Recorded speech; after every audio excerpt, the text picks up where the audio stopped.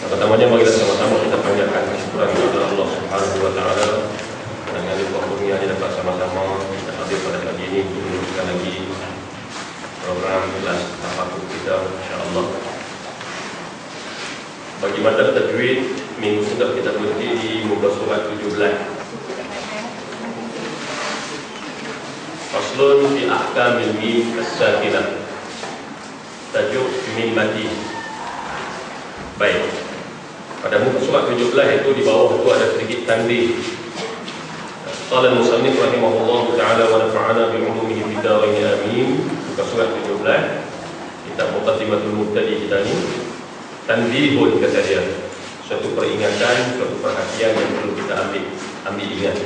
Tanbih, peringatan untuk kita.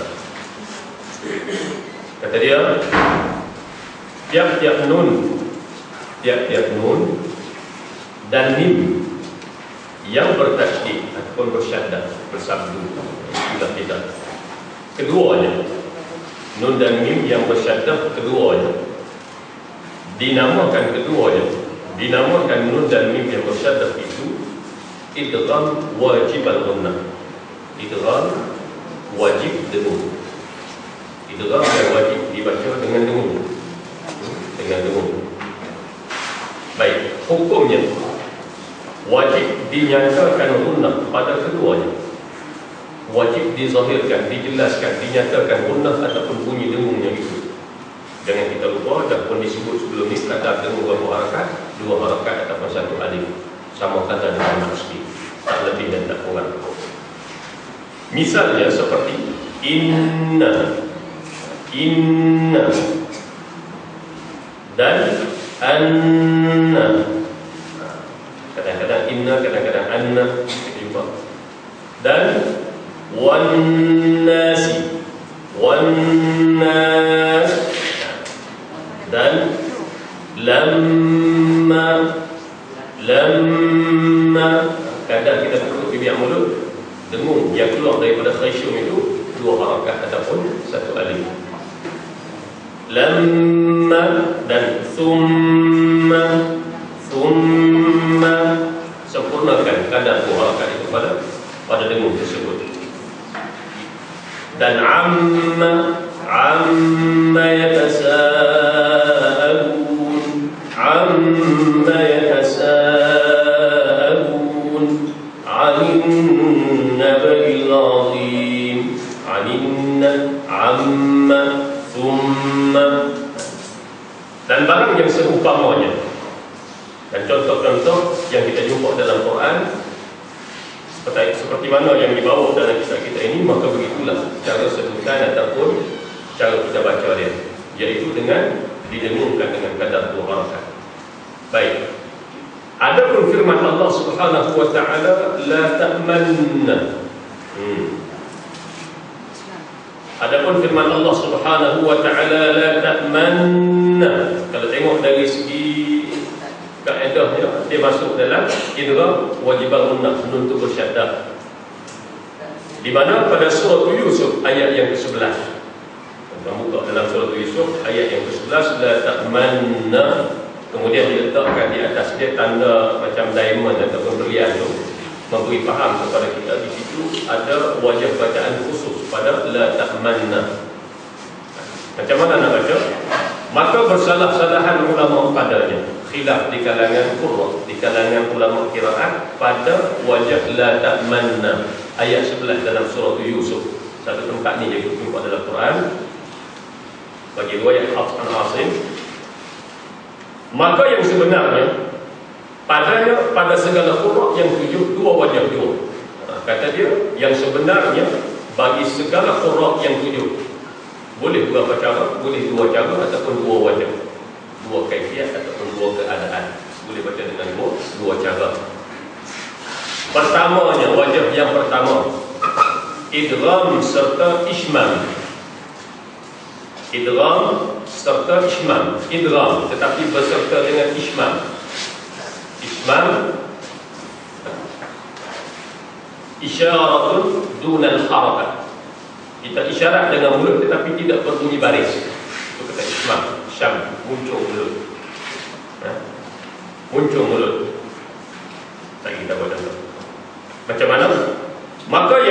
diisyaratkan kepada dhammah nun yang mudgham, kemudian daripada idgham. Lepas kita idgham, kita isyaratkan kepada dhammah yang diidghamkan padanya itu. Atau diisyaratkan itu serta idgham.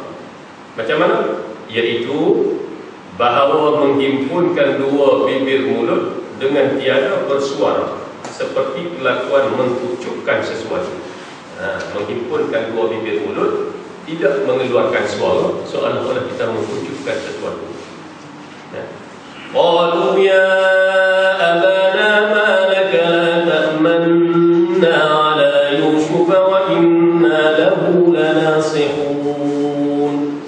Lepas qalu ya abana ma laka la ta'manna ala Yusuf wa inna lahu lanasihun.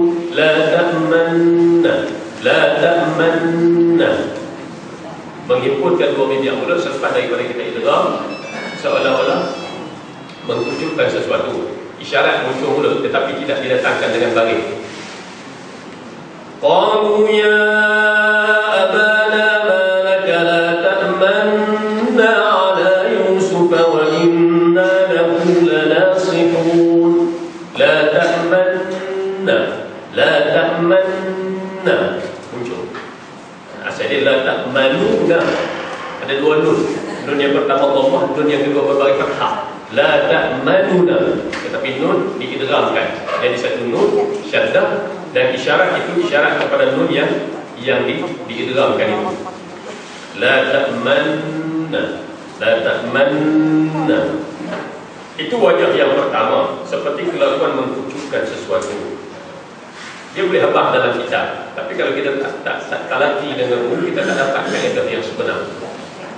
Boleh baca, perlu kepada talaki, musyafarah dengan guru. Dan keduanya ikhfah, dia guna istilah yang agak berlainan. Kalau dalam kitab lain disebut ar-raw, kaedah ar-raw. Apa dia ar-raw? Ataupun disebut juga ikhtilas. وهو عبارة عن الإسراع في النطق بالحركة وقيل هو النطق بثلثي الحركة. Disebut dalam kitab lain, ar-raw ialah ibarat daripada kita berlafaz secara pantas pada baris. Setengah pendapat mengatakan iaitulah kita berlafaz dengan 1/3 daripada baris. La ta'manuna, nu sempurna. Nu tu kita hanya 1/3 daripada nu itu saja.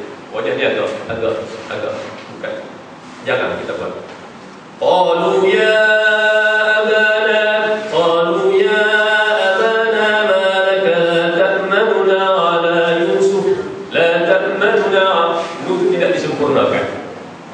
1/3 daripada sempurna dhammah, hanya 1/3 daripada baris. Bagi kepada 3, 1/3 saja kita berlafaz dengan dhammah. Qalu ya abana ma laka la ta'manna ala Yusuf wa inna lahu lanasihun. Tak biasa kita dengar ini isma. La ta'manna, dua-dua wajah boleh di sisi Hafs al-Asim. La ta'manna ala Yusuf, dipercepatkan bagi nu disebut ar-raw ataupun al-ikhtilas. Ikhtilas mereka sama. Saya disebut banyak kali dah dalam bacaan kita, orang kita tabiat kita. An'amta disebut an'amta. Di ujung tu dia ada sikit baris fathah. Itu disebut sambak baris. Wa idh qala dibaca wa idh. Itu ikhtilas yang tak betul. Di sini hak ikhtilas tak kena baca dengan ikhtilas. Seolah-olah kita sambak baris yang telah dimatikan. Wa idh zal mati, kita tambah z di belakang wa idh qala an'amta na'amta. Disebut ikhtilas sama. Apa dia ar-raw? Satu ibarat daripada kita berlafaz secara pantas pada baris tersebut, ataupun kita mendatangkan hanya 1/3 daripada baris yang sempurna. Baris itu satu dibagikan kepada 3, kita hanya disebut setengah ataupun sulus 1/3 daripada baris. Di sini digunakan istilah ikhfa. Keduanya kata dia, tengok dalam kitab kita, yaitu ikhfa, yaitu bahawa didhaifkan suaranya dengan harakat yang pertama tadi. Didhaifkan makna dilemahkan suara pada harakat yang pertama, iaitu pada harakat baris dhammah, nu. Tidak disebut nu dengan jelas, tetapi dilemahkan barisnya, dikurangkan, makna tidak disempurnakan. Dengan sekira-kira, bagaimana? Dengan sekira-kira bahawa tiada didatangkan dia bagi dhammah itu melainkan dengan setengahnya sahaja. Ada setengah kitab dia kata setengah, ada setengah kitab mengatakan 1/3.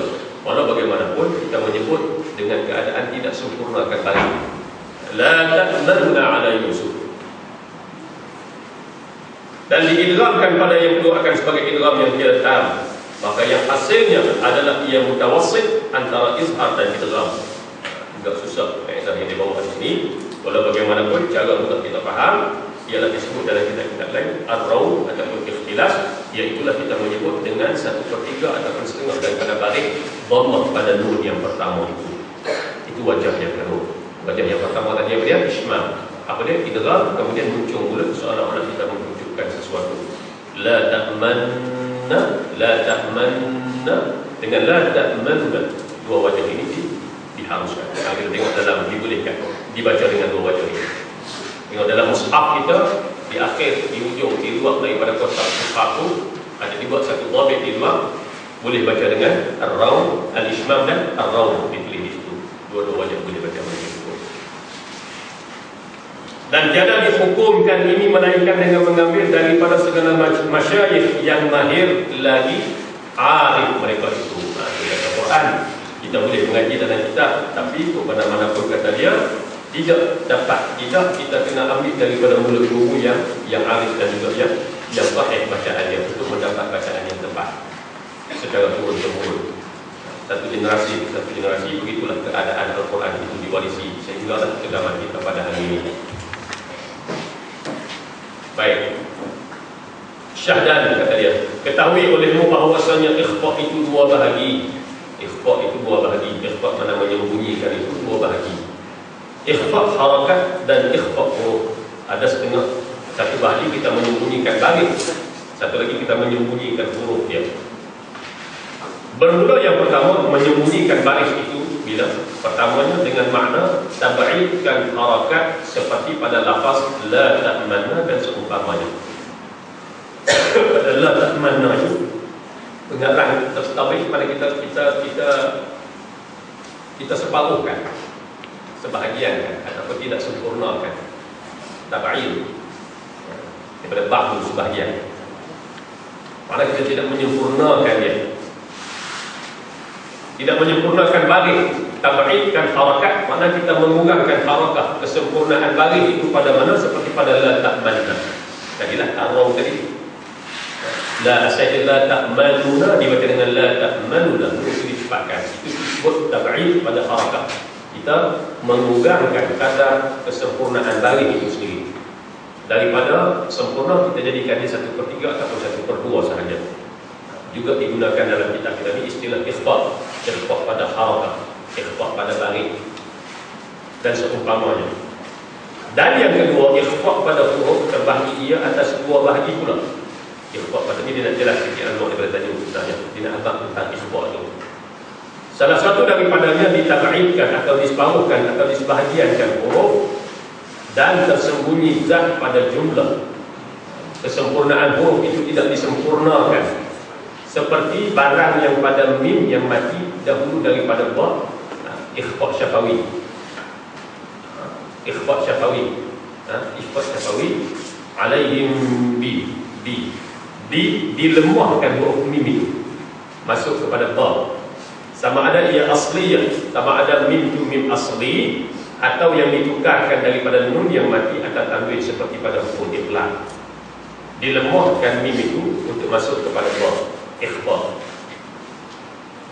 Dan yang kedua daripada keduanya, dihilangkan zat huruf itu sekaliannya, dihilangkan turut huruf itu dan dikekalkan gunnahnya, tetapi dikekalkan bunyi dengungnya, seperti barang yang pada ikhfa daripada tiap-tiap nun yang mati atau tanwin pada segala huruf yang 15 yang telah terdahulu pada ikhfa hakiki.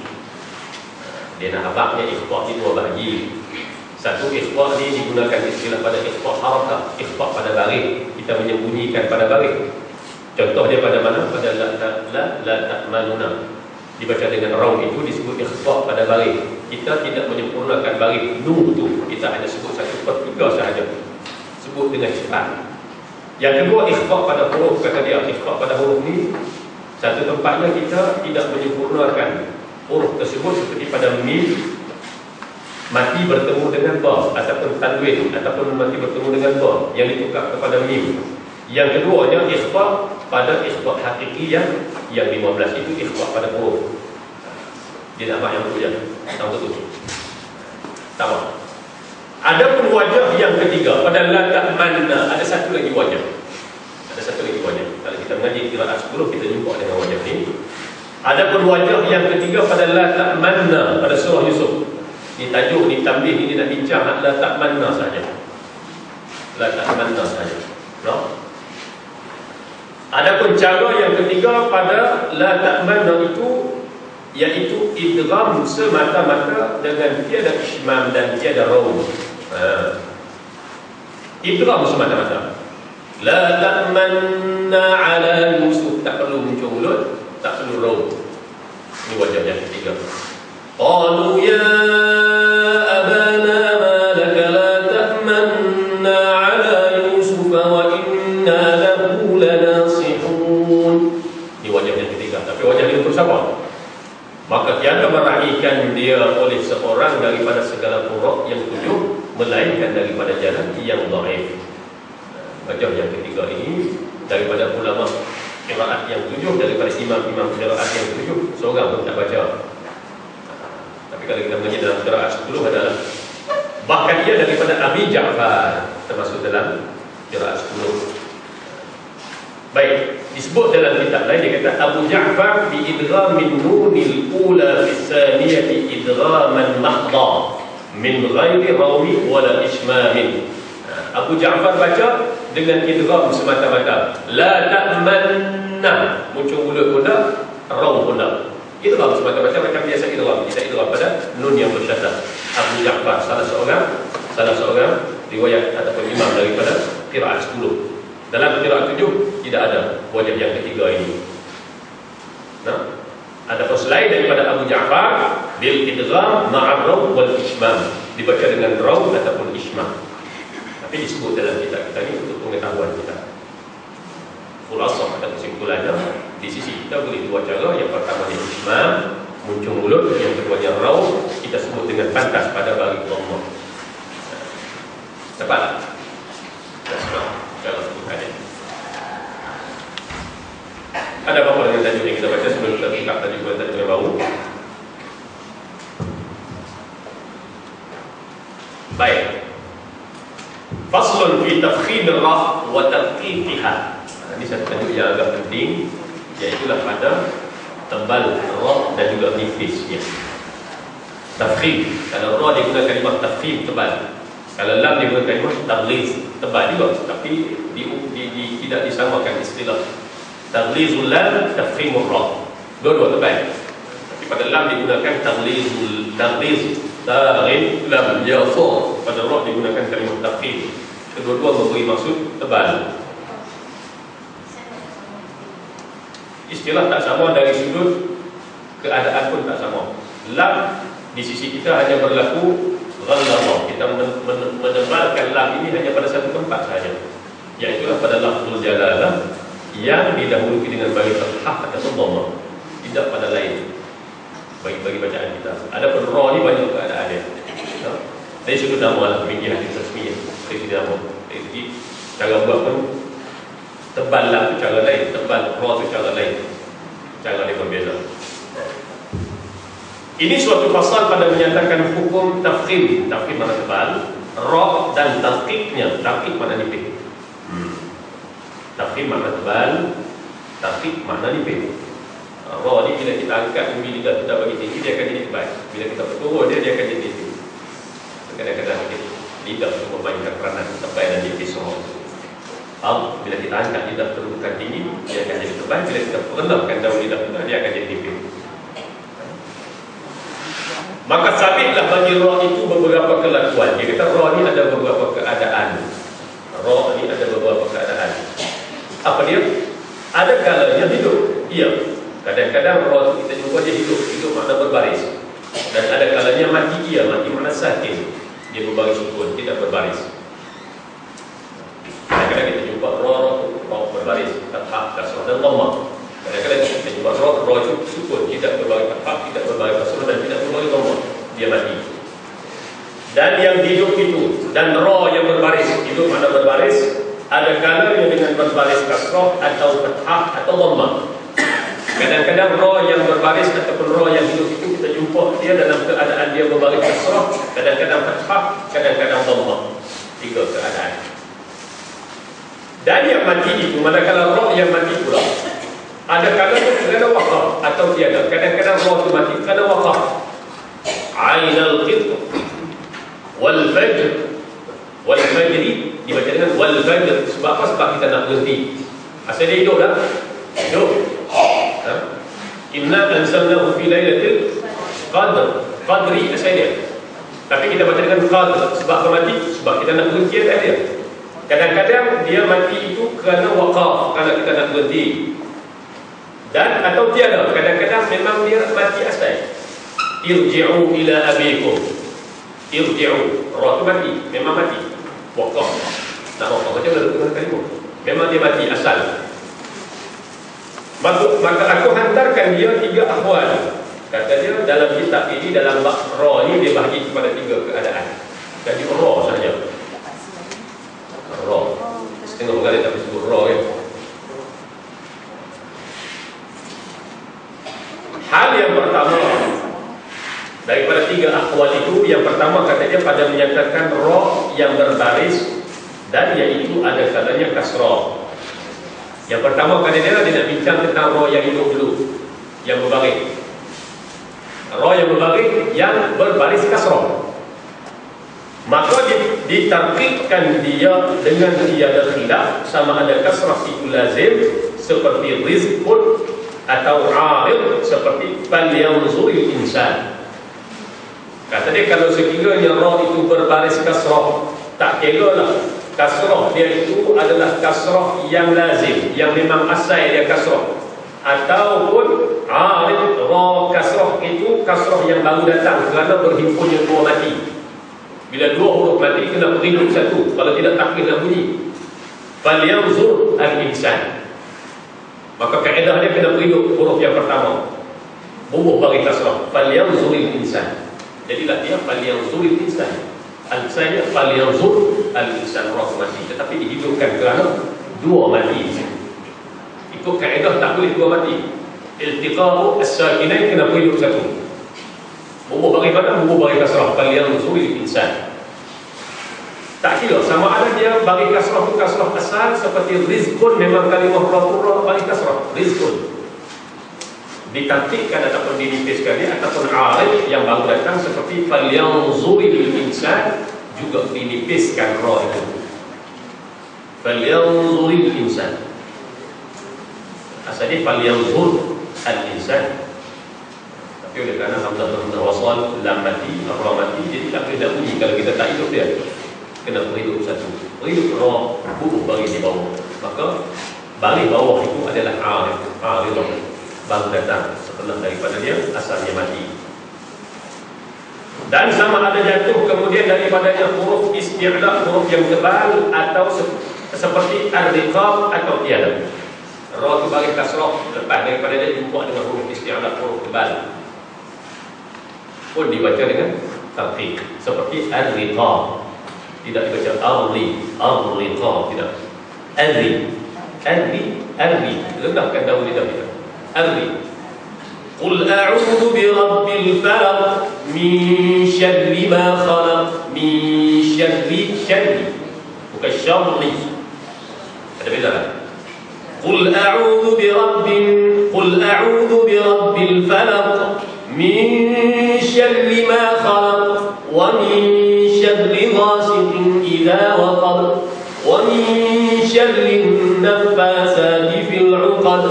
Tidak wa min syarri. Itu baik. Pasal apa syarri? Pasal kita angkat kita, turunkan kita. Wa min syarri, bukan syarri. Beza dari segi bunyi. Peranan lidah itu penting. Al-riqab tidak dibaca dengan al-ri. Al-riqab, al-ri, nipiskan dia. Ujung lidah itu main peranan untuk menyempurnakan sifat takrir dia. Dan ada kalanya berbaris di atas atau di hadapan. Kadang-kadang roh kita jumpa dia hidup, dia berbaris dhammah ataupun berbaris fathah, maka ditafkhimkan keduanya.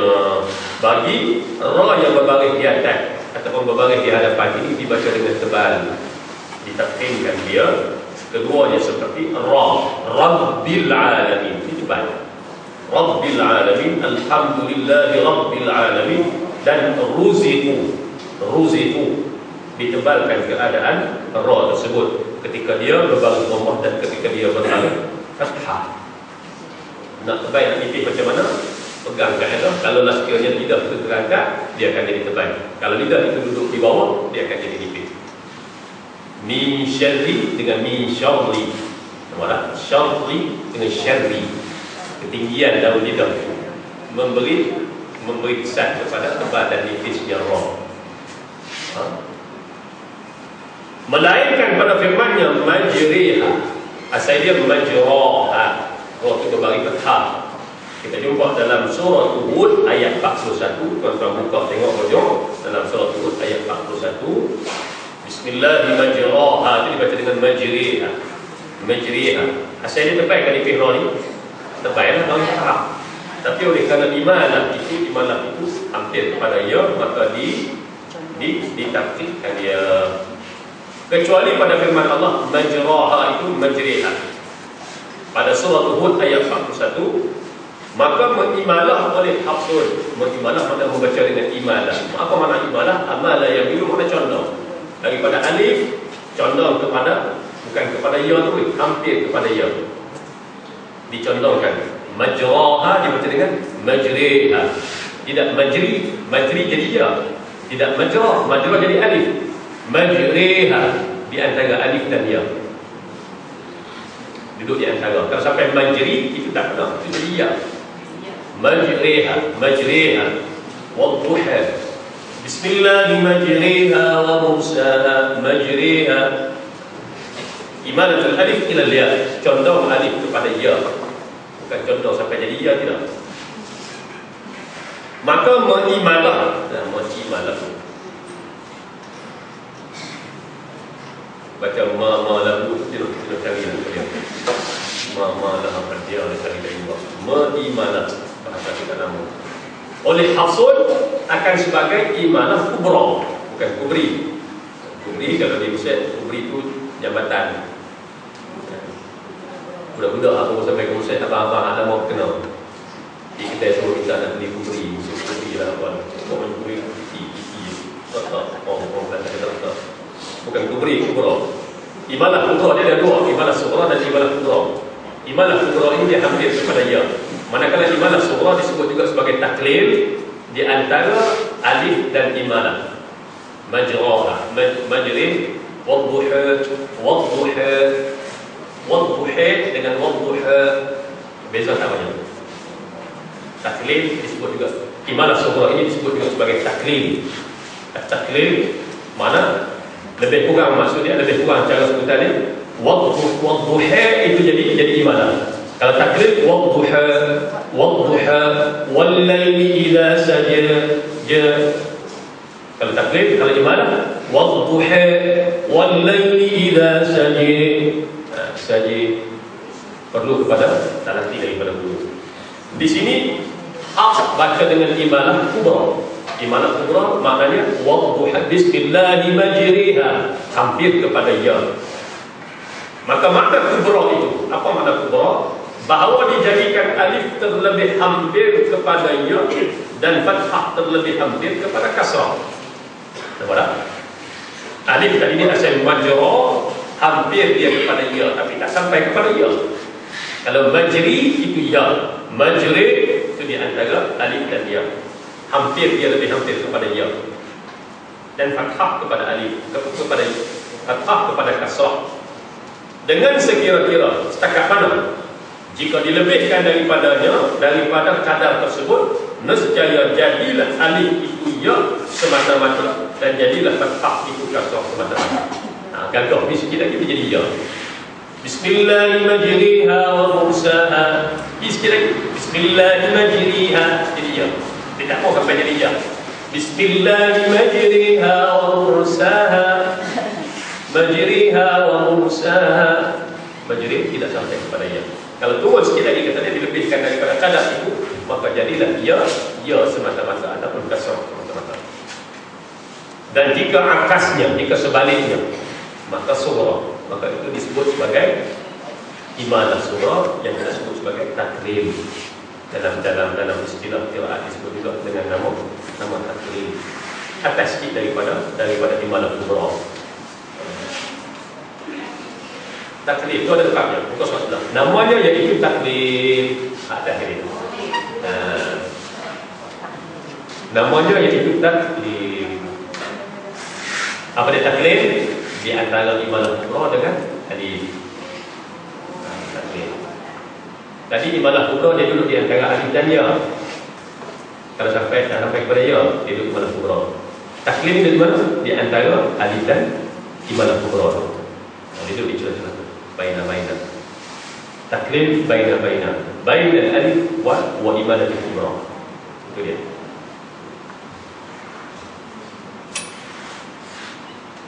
Dan tiap-tiap daripada keduanya, yaitu imalah kubra dan imalah sughra ataupun taklid itu dibacakan dengan imalah kubra dan sughra itu oleh qurra yang tujuh. Semua qurra tujuh baca, ada yang baca dengan imalah kubra, ada baca dengan imalah sughra, melainkan Hafs, maka tertentu dengan kubra dua Hafs baca dengan satu wajah, iaitu imalah kubra sahaja pada Bismillahirrahmanirrahim.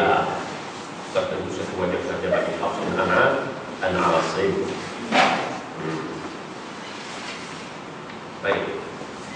Dan hal yang kedua, pada menyatakan ra yang sakin tiada kerana wakaf.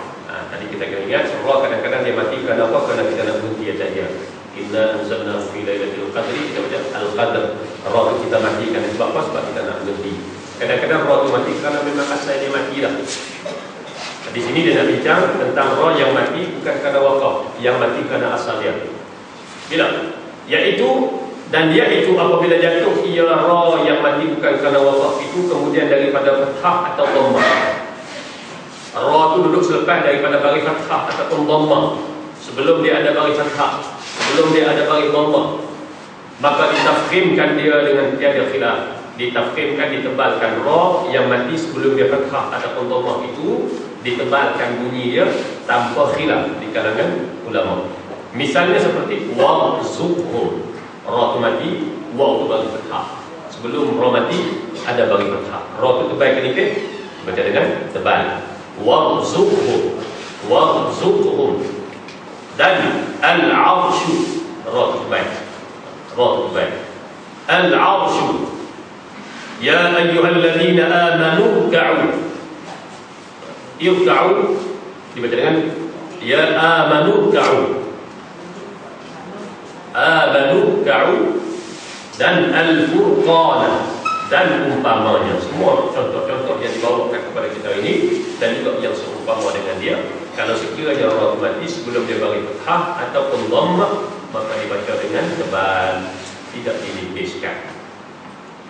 Angkat tidak bagi tinggi, dia akan jadi tebal. Waktu lidah bagi rendah, dia akan dinipis.